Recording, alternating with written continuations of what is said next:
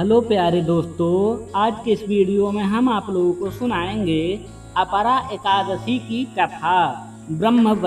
वैवर्त पुराण के अनुसार प्राचीन समय में धर्मराज युधिष्ठिर ने भगवान श्री कृष्ण से पूछा, हे माधव, ज्येष्ठ माह के कृष्ण पक्ष की एकादशी का क्या नाम है और उससे व्रत का क्या फल प्राप्त होता है।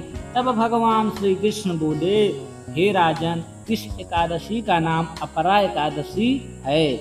यह अत्यंत पुण्य देने वाली और सभी पापों का नाश करने वाली है।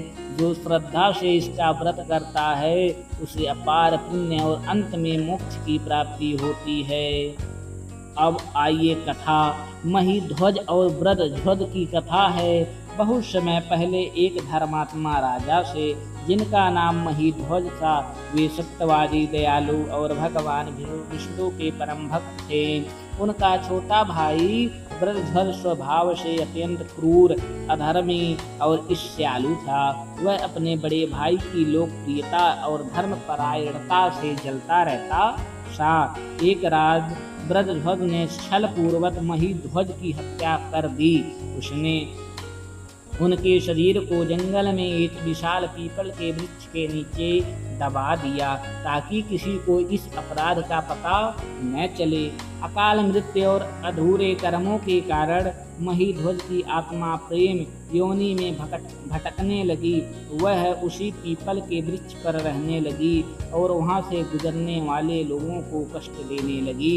सौम्य ऋषि की कृपा। कुछ समय बाद महान तपस्वी महर्षि सौम्य उस मार्ग से गुजरे। अपनी दिव्य दृष्टि से उन्होंने उस प्रेतात्मा को देखा और उसके दुख का कारण जान लिया। ऋषि को उस आत्मा पर दया आ गई। उन्होंने प्रेत से कहा, हे आत्मनः, तुम्हारी मुक्ति का उपाय है अपरा एकादशी का व्रत। यदि कोई श्रद्धा से यह व्रत करके उसका पुण्य तुम्हें समर्पित करे तो तुम्हें प्रेत योनि से छुटकारा मिल जाएगा।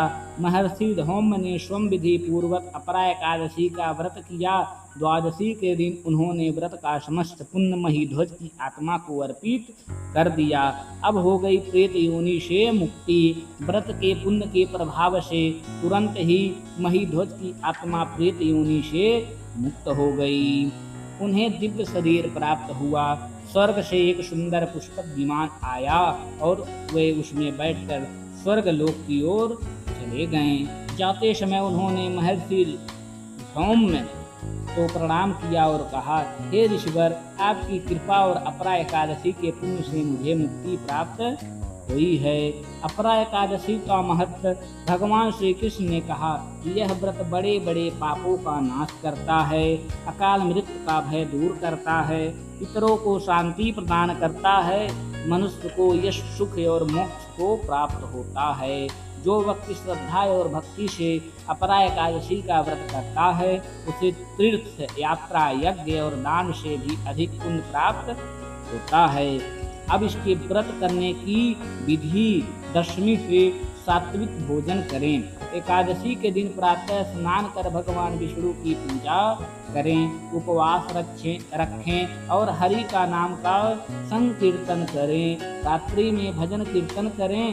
द्वादशी को ब्राह्मण भोजन और दान देकर व्रत का पारण करें। जय श्री हरि। अपरा एकादशी माता की जय।